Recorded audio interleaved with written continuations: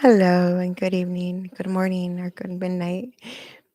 Welcome to Echoes of a Mother's Heart. Welcome to Echoes of a Parent's Heart, a Father's Heart, a Grandparent's Heart. But if you're going through something like parental alienation, having your children wrongfully legally kidnapped from you by CPS, if you are being estranged, if your child is estranged, has estranged you, if you are a grandparent that has been parental alienated, I welcome you. And I hope with time you get to see this podcast, this page, like your safe spot, your safe home, and you find the courage to come on live with me and share your story. I'll be your host tonight, Margarita. So let's take a deep breath. Our candles on, and I think I'm gonna have to turn on another one right now in a little bit, but it's okay. There's no problem. We're just doing this as we go. Remember? We're not here to see how we look. We're not here to see our house. We're not here to see none of that. We're here just to verbally vomit our thoughts, our hurt, our confusion, our doubts, a little bit of our story, because that's all we have to share. I don't have no magic wand, and I wish I did, to take away your pain and to bring your children back. Oh, God knows I wish I had that, but I don't. All I have is my story to share. And I hope it helps you know that you're not a monster. You're a parent that's hurt. You're a parent that's grieving your child that is still alive. You're grieving with no closure. And you have a lot of questions, a lot of them. In our last podcast, number 3, this podcast number 4, we talked about mental health, mental state. And I told you a little bit about my mental state, what I'm going through and stuff. And towards the end, I was talking about a surprise I received in August, the end of August. A knock on my door, a knock that I did not want to open at all. I really didn't.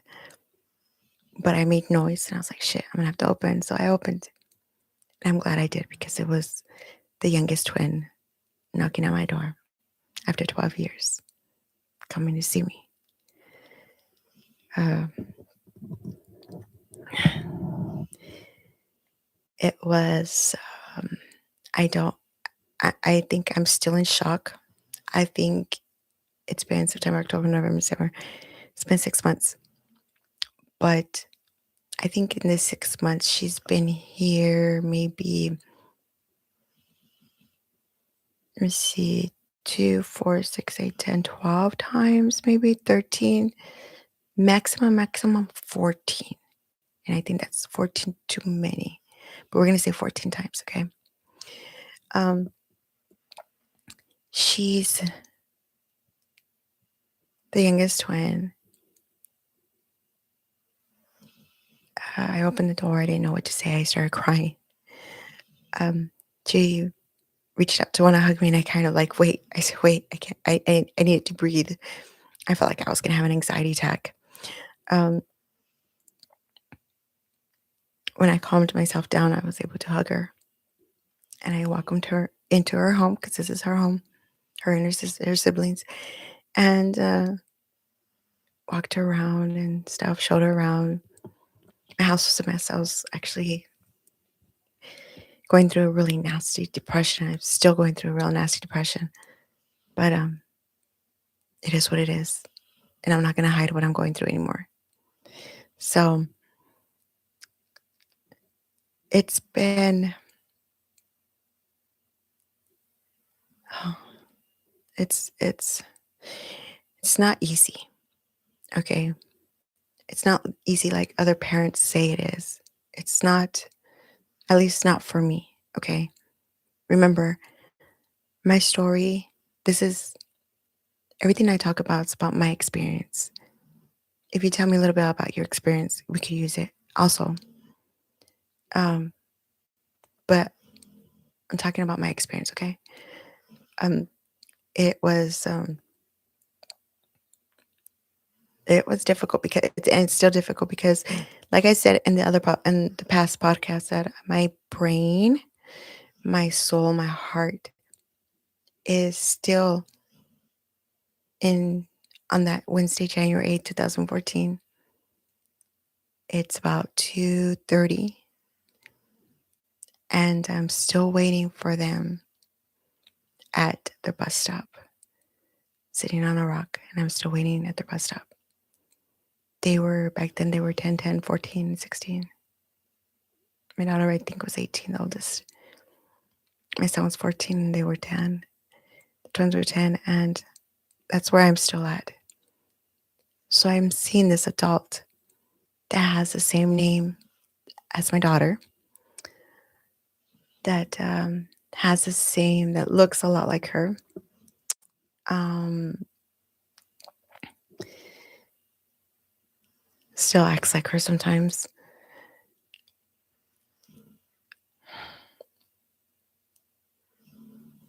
I see this adult child with ponytails, her crooked teeth.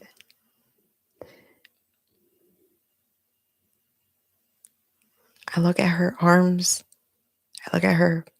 I look at her and I'm like, what'd you do with my little girl? Let her out. Like, I want to get her and look for a zipper. Take off your costume and let out my little girl. You're not my little girl. Where's my little girl?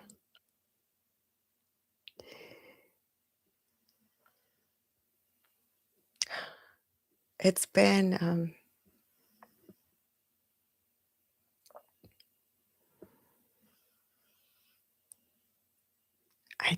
I don't even know how to say I have a lot of questions. I have questions like,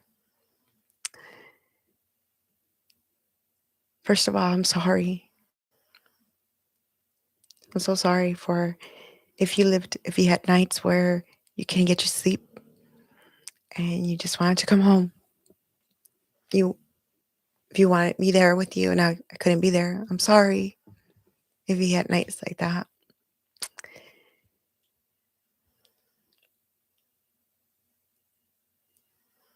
I'm sorry that you didn't have a normal childhood.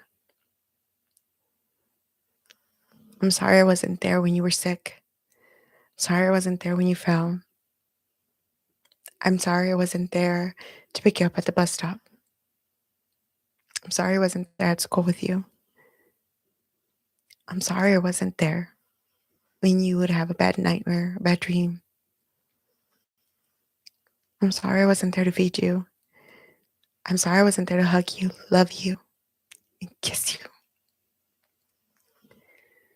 I'm sorry I wasn't there to hold your hand through something, a difficult moment. I'm sorry I wasn't there to help you with your homework. I'm sorry. I'm sorry if you hurt. I'm sorry if you're depressed. I'm sorry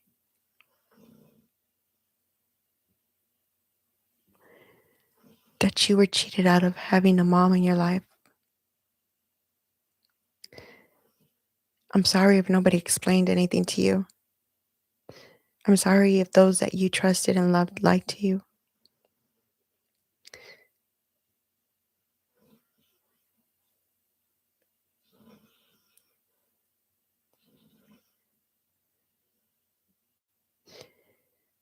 My questions are, did you want to come back home? Did you think of me? Do you even remember anything about me? That is one of the hardest questions that a parent that was parentally alienated can ask their child, because I believe you need to be really ready mentally to hear the answer. I don't know if there's talking about my situation, but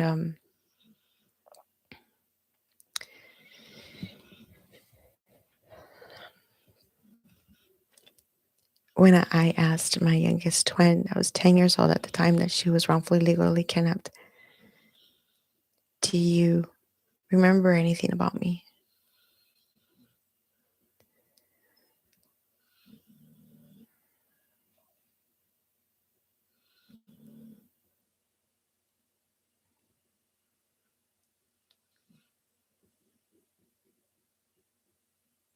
No, I don't.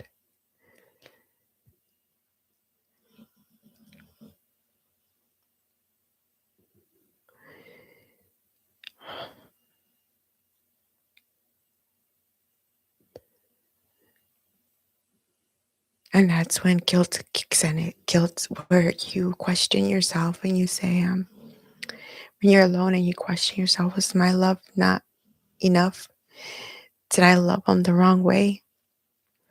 Did I not love them enough? Did I not give them enough? Did I really neglect them like CPS said I did? Was I not a good mom? What did I not give them? What did I miss?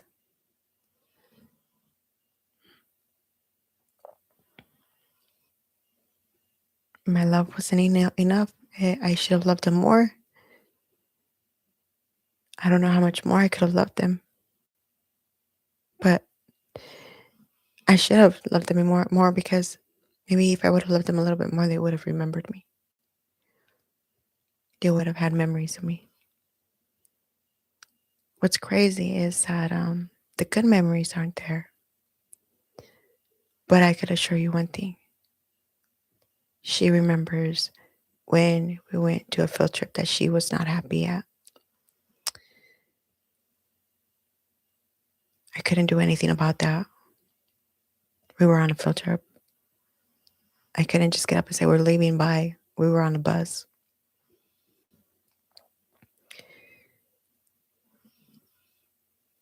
If she wanted to go or not, that wasn't a choice. She had to go. She had to go to school.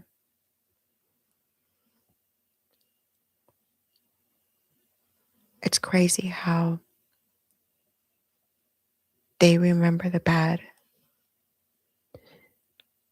They remember when we were being parents, in other words, and we were doing what was right for our children. That's what my daughter remembers. Um, she misses the times where she was sick and she wanted to stay home, and my mom wouldn't let her. She would say if my mom was here, if I was with my mom, she would have let me stay home. I would have, and I would have made her some soup, some crackers, some Kool-Aid,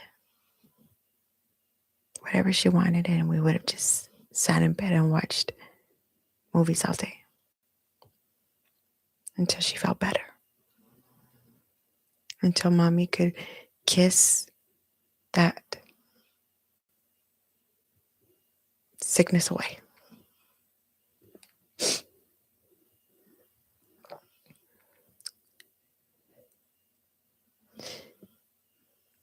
Sorry I wasn't there when you became a young lady. I would have gone for you to at school. I wouldn't have left you all day at school. I would have been there for you. In less than a heartbeat, I would have dropped everything I was doing. I would have gone.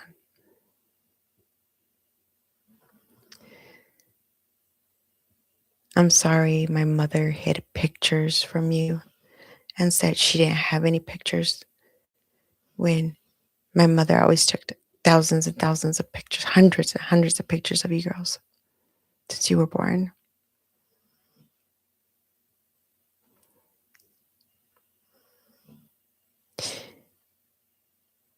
Did you ever ask your dad to did you ever mention to your dad that you wanted to see me?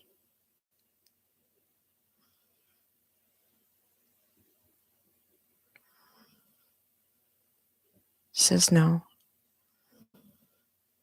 She doesn't remember. But no, she says no because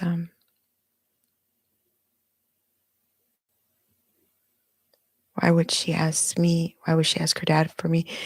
I'm guessing that she probably did ask her dad but doesn't remember. Did you ever ask your grandma? Yeah.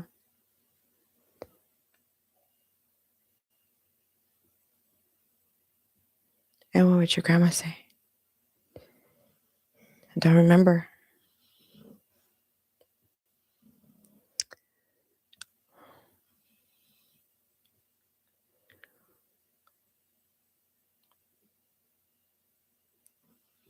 That hurt, that anger from that day has grown. It's really grown. It's like so much. I think I'm hurt, very hurt, but I think my hurt has become more, my sadness has become, and my stomach's crumbling, has turned into anger.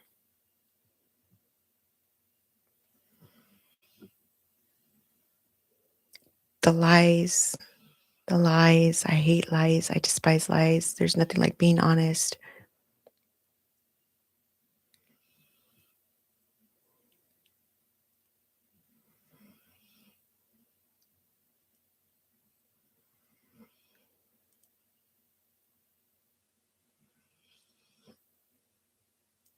My mom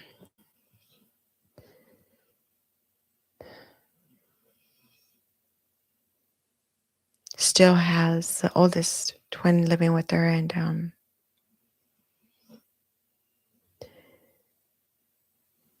she manipulates it. She manipulates her, and like she's old, and she can't do this for herself. She can't do that for herself, so she makes her feel bad, and she doesn't want to leave. She doesn't work. Why? Why? My mom doesn't need her to work. My mom works for her. My mom doesn't force her to do anything besides clean the house and feed the dogs, wash the clothes, and sometimes cook. Like my mom has her as as a slave, as a like a maid. Bring me a glass of water, sweetie. My mother is the most controlling.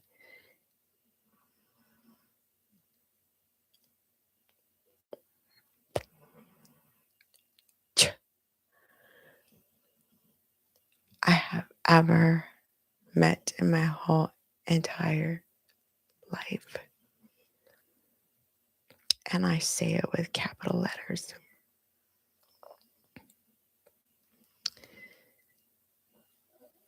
My mother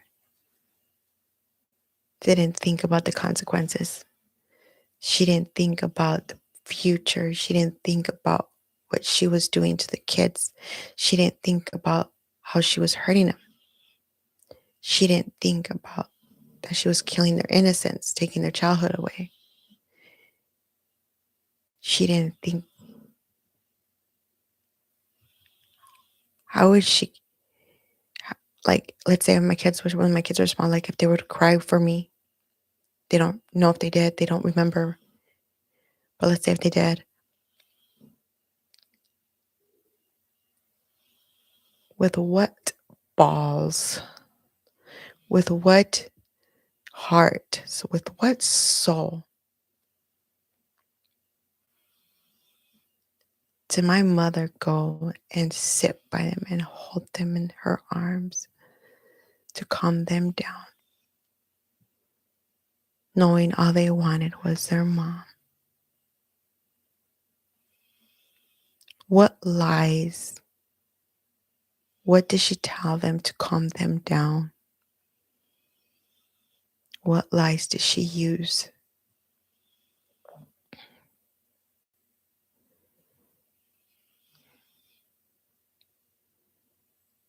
Why does my mom hate me? Because what she did is not love towards her grandchildren, and it's love not love towards me. And their father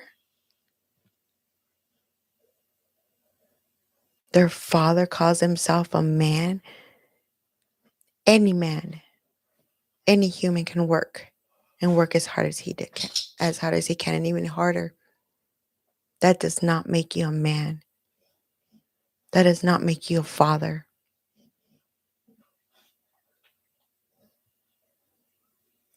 Giving up your parental rights, your father rights to my mother makes you a fucking weasel. But fucking,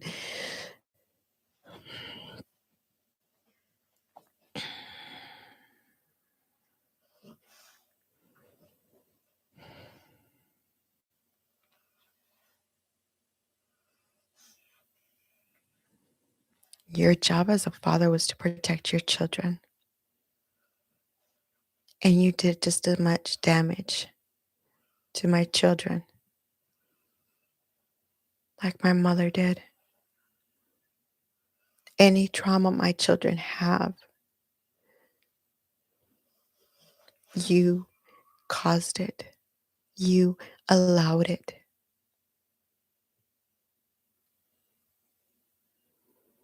He did. Their father did.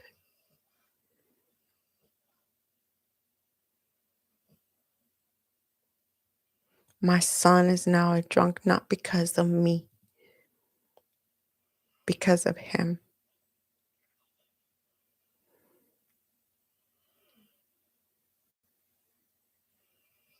My children are very good children. They could have turned out different, even though my son drinks a lot. He could be doing worse things. He's responsible for his family. He has a shitload of anger, a lot of anger, but he's responsible. See, a parental alienated child doesn't think anything's wrong with him. I'm fine. I'm over it. Okay, then let's have a conversation about it. I need to talk about it. I have questions. I need you to try your best and remember for me.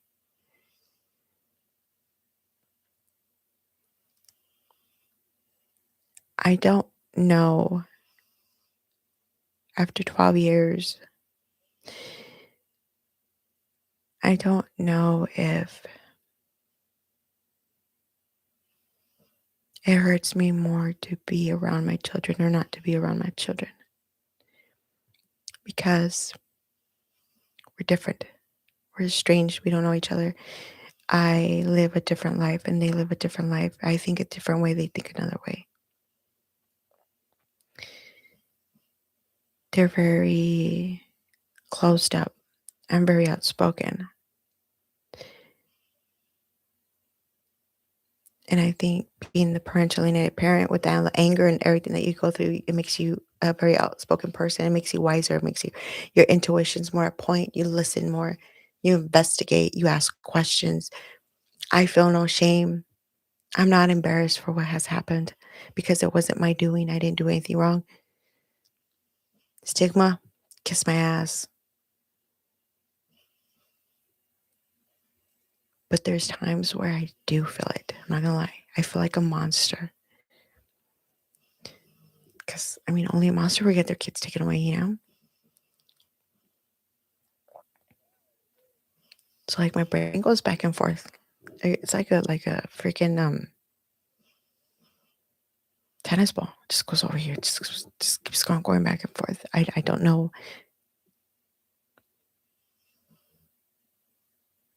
I don't want to self-sabotage myself anymore. I don't want to think about this anymore. I want to live free. I want to free myself from this. And that's what I'm looking for. I'm looking for the way to free myself from this. And in order for me to free myself, I need answers. And I'm not going to get those answers I'm going to ask the questions, and those questions are not going to be answered. So I have to learn how to go from A to B to C to D without having any questions answered.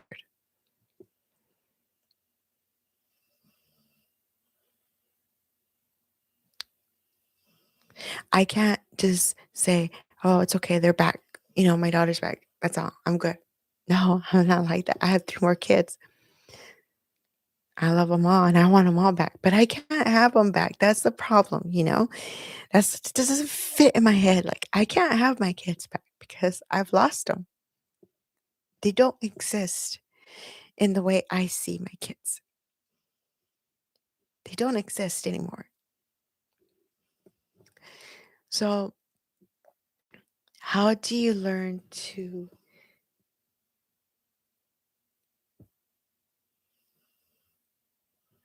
what do you do? What do you do? How do you do it? Like, I thought I used to think this is gonna be so easy. When my kids come back, it's gonna be so easy because let me tell you what, because I'm gonna tell you, because our hearts are gonna connect and their hearts are gonna remember, and that's gonna click something in their brain, and they're gonna remember about me, and everything's gonna be fine like before. We're gonna be even better. And I'm gonna have my kids back, but I'm not gonna have my kids back. My kids are gone.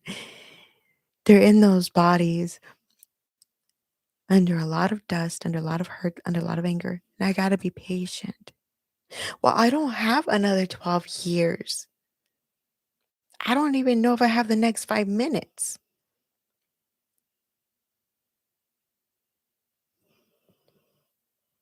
Maybe I'm wrong because I want it now. I want the answers now. I want to fix this now. I want to get back on the horse from when you guys were taken, and I want to start from there, and I want to enjoy every single moment with you. I want to see you graduate from elementary. I want to see you go to middle school. I want to go meet your teachers. I want to go to parent teacher conferences.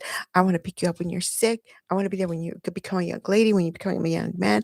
I want to be there when you have your first boyfriend. I want to be there when you had your first kiss. I want to be there in I want to be there when you have to buy a bra, when you have to I want to be there. I want to be there when you get proposed to. I want to be there when you get married. I want to be there when you have your first baby, when you find out you're pregnant. I want to be there because that was my my title of a mom, because I gave birth to my kids, because I am their mother, and it was my responsibility. It was my right.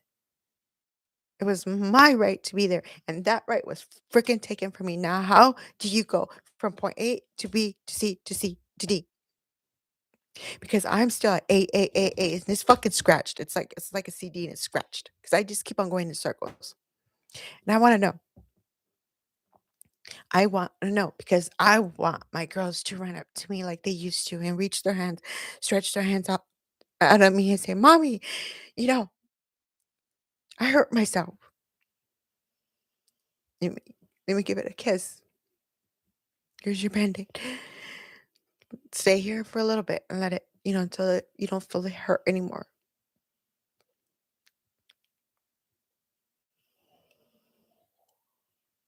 Why?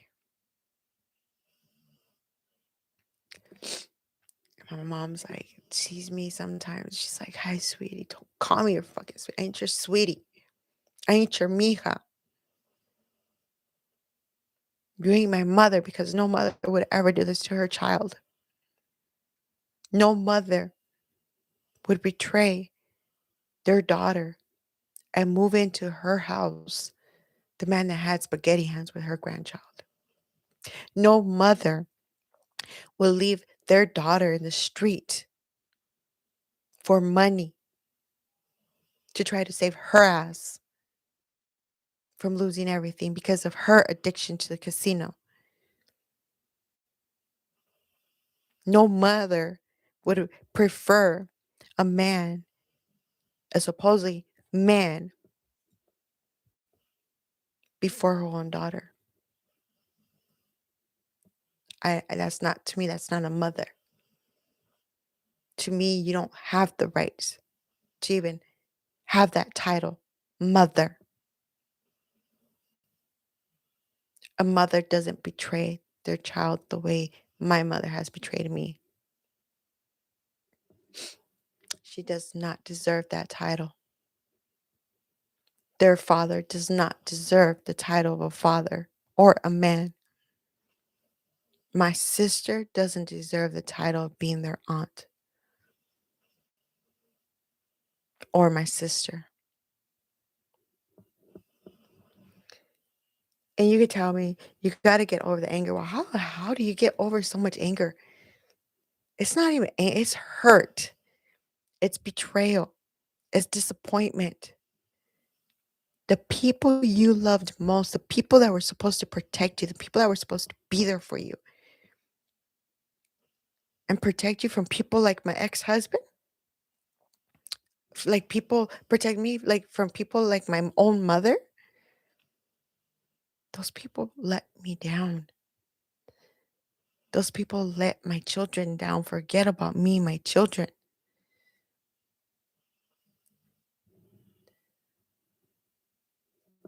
How do you get over that? That's what I'm here for. This is why my podcast is here. I don't believe that there's parents out there that have gotten over it. I don't believe it. I don't believe you just have to go forward. You know, I'm gonna keep going forward and my kid doesn't want to be in my life. Fine. That's their fault. No, it's you can't do that. I can't believe you can do that. There's no way. I don't believe it.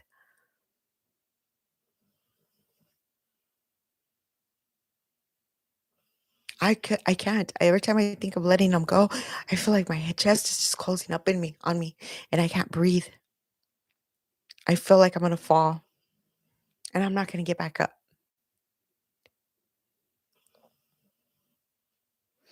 If this was different, if there were adults and they decided to estrange me as a mother, okay. I did everything I could have. I did everything above and beyond for my kids. I was always there for them. I did everything that I wanted to do with my kids. And as adults, they chose to leave me. You are an adult. You know what you're doing. This is your choice. Nobody else's but yours. There's a door. But as children, they didn't have no choice. They had no voice. I didn't have no voice. That was taken from me by a damn government. Everybody talks. Okay, I'm gonna say something. I don't know if I'm allowed to on YouTube, but you know what? This is what I'm gonna end this podcast with: is that everybody's so down worried about Epstein. First of all, I don't believe he's dead. Second of all, his victims were teenagers, were adults. Okay, they were teenagers, they were adults, probably some kids. I believe there was kids.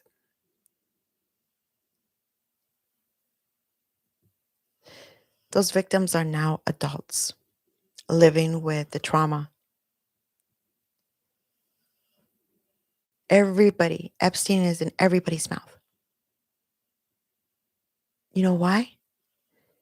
Because this is the government way to distract us from all the other Epsteins that are around the world that's happening right now, right under our nose. Yet everybody wants the files of Epstein because of Trump. Trump is president already. Okay, you guys voted for him. Many of you voted for him. Many of you did it. He's president. He's almost out. Just leave it. Just let's find out. Let's figure out what we're gonna do from today on for the kids now. Because the kids now deserve a voice. Those kids back then, I'm sorry. I feel terrible. I wish I could have helped. A lot of them are now adults and they're having to live with the trauma. And I feel for you. I don't know how I can't imagine what you went through, but I can't do anything about it besides save the children that live now, you know?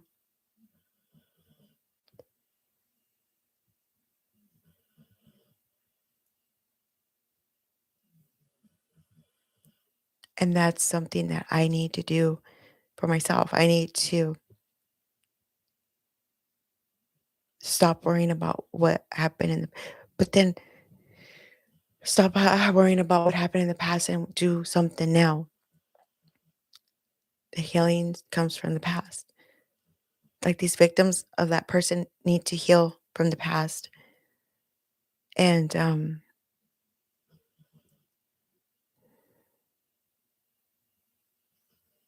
are they going to have justice?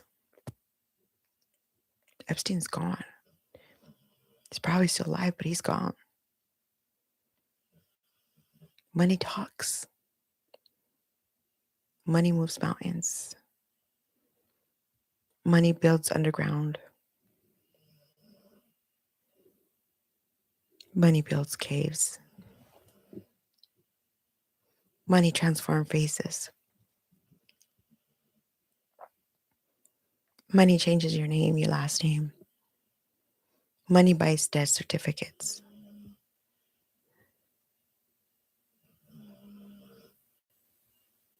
It's us that don't have shit that need to worry about how we're going to fix this mess.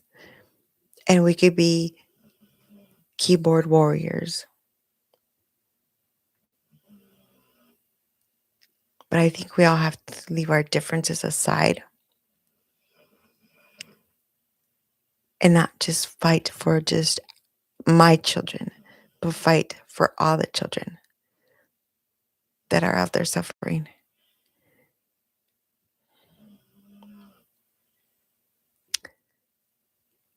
My mind is feeling anger right now.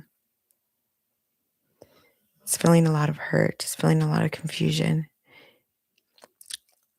I'm thirsty. My anxiety is going up.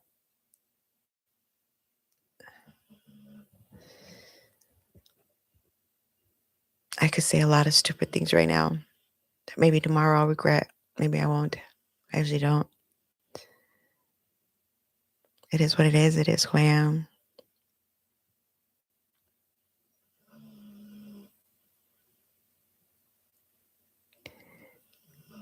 But we got to choose our battles. I know that for sure. Am I going to keep on being stuck in the past and be fighting a battle that I can't do anything about because what's done is done? No. It's not about what's done is done.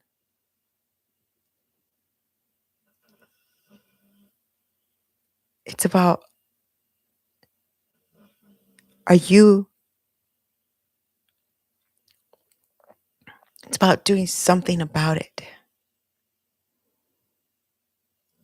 If it was something that was done in the past and it was just done that one time, never again, then I could understand.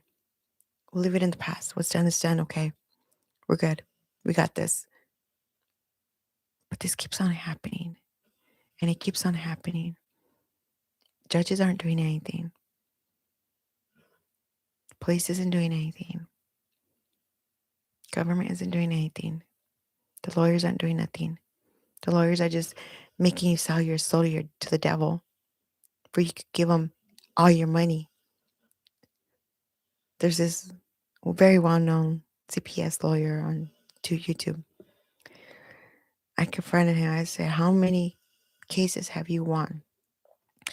And he sends me a picture of one case that he won. He won 900. He won 999. He won 3 9s, 6 9s. I mean 9999999. Almost $1 million for the family. But did you get that child back to the family? He said no.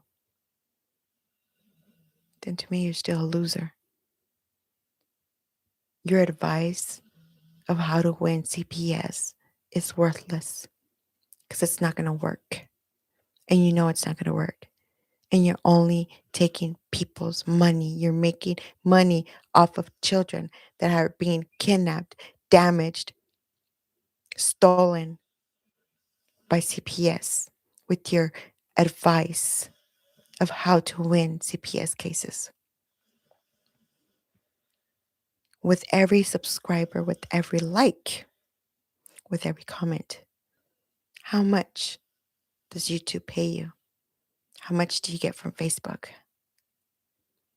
You can't fool me. You could fool a parent that just lost their kid yesterday. You could fool a parent that had lost their child a week ago. But you can't fool a person that has been there and done that. 12 years, Mr. Attorney, lawyer, whatever you want to call yourself, Vincent. You've called yourself a CPS lawyer. You won one case. You could say a penny away from being a millionaire, of getting the parents $1 million. Big deal. You still didn't get their child back. These lawyers out there, parents, they're all in on it. They just want your money. There's no such thing as a lawyer that'll do it for free. They all want money to start the case. Don't trust. Don't sell your soul to the devil. Don't sell your home because you're going to need it. Speak up. Don't look for the hero because the hero lives in you. The hero is looking right back at you when you look in the mirror. That is who you need to save your child. You need truth. You need to stand in your power. Know your rights. Know your rights. And you need to investigate. You need to ask questions. You need to watch videos. You need to not let people confuse you. You need, if they tell you you need to get a house in 6 months, you have 6 months to find yourself a job, to get on your feet and find yourself a place in 6 months. And you could do it. There's no such thing that you can't. Because you are Superwoman. Because you love your child and it's anything for your child. It's not, I can't. You could do it. And anything else that happens within those 6 months, you don't have time because you're working 24/7 to make yourself better because CPS is pressuring you. They pressure you. They want you to have an anxiety attack. They want you to have a mental breakdown. They want you to because that is how they're going to take your child away. The mother's not stable. Look at, she had a breakdown 2 times in this case. No, you're a step ahead of them. Get yourself a counselor away from CPS, a counselor that has nothing to do with CPS, but that will work with CPS. You have to tell them, this is my counselor, this is my doctor, this is my crazy doctor, this is who I'm working with, and this is who you're going to work with. And you demand your children to have counseling also as well with you.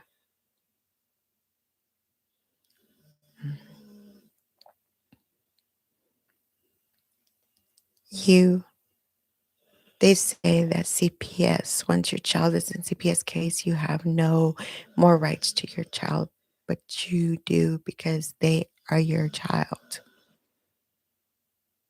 You gave birth to your child. You ask the questions. You record every interview. If they're not giving you paperwork, you record. You write your notes and you have them sign it.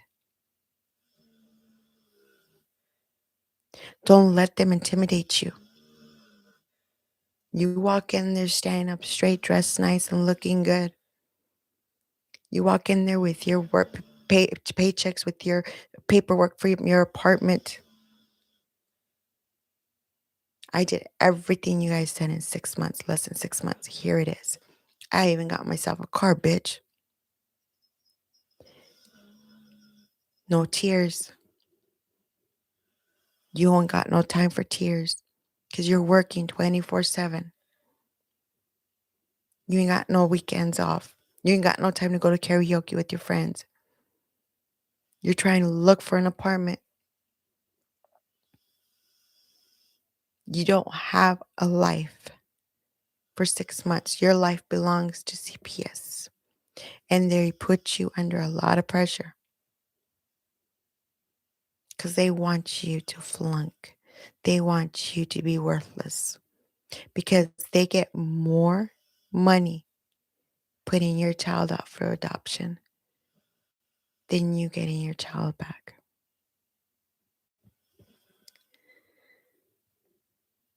That's what happens.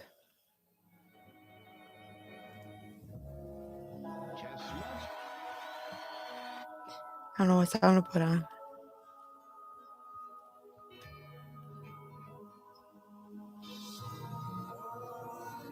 Oh, okay, we hear this one. You guys, don't forget that you are your child's voice. Your child needs you. And if we're going to get our children back some way, somehow, we need to be that superwoman. So don't let nobody tell you can't do it. Don't let nobody tell you no, because that word does not exist in a mother's dictionary. For our children, we do it all.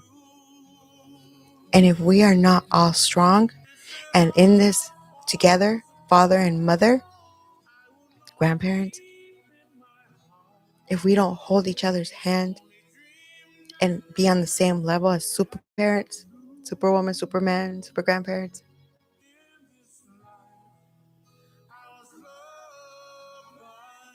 then what are we doing? We gotta fear. We gotta face fear. We gotta stop the doubt.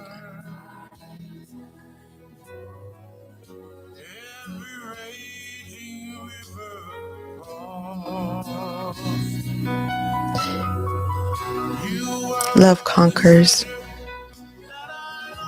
Love has to conquer. It has to. My story has to be heard. Your story has to be heard.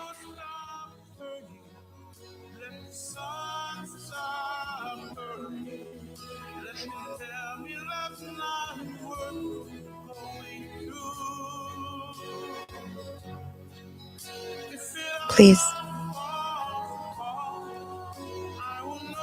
believe in yourself because I believe in you. You're not a monster, you're a parent. Where nobody's perfect. No child comes with instructions.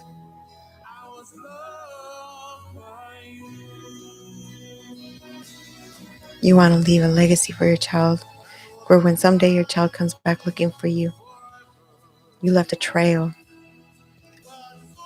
of a warrior looking and healing and becoming a better person for your child for when your child decides to come back.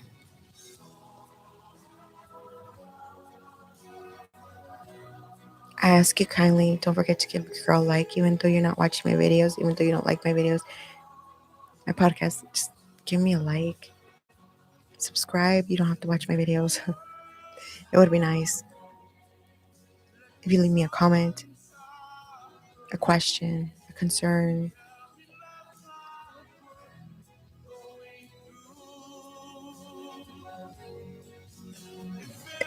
I can't make a difference if I don't have how or who by my side.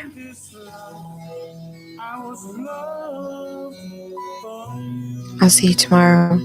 And don't forget to get into YouTube and put meaning of 222 spiritually and listen to what it means.